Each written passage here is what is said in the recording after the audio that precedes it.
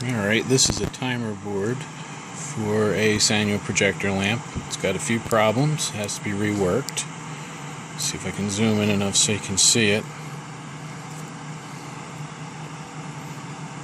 That's missing, that's wrong, this is wrong, that capacitor is wrong, and that capacitor is wrong. So I need 4 capacitors, 2 resistors, and a diode. So first I'm going to take all that off. I'm also going to remove the chip so that the chip can be reprogrammed.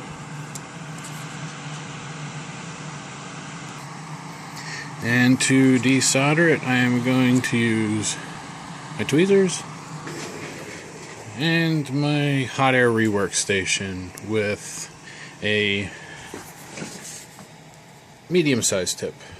I have all different tips and a thing that I play with when I'm bored. Alright, let me see if I can do this all one-handed.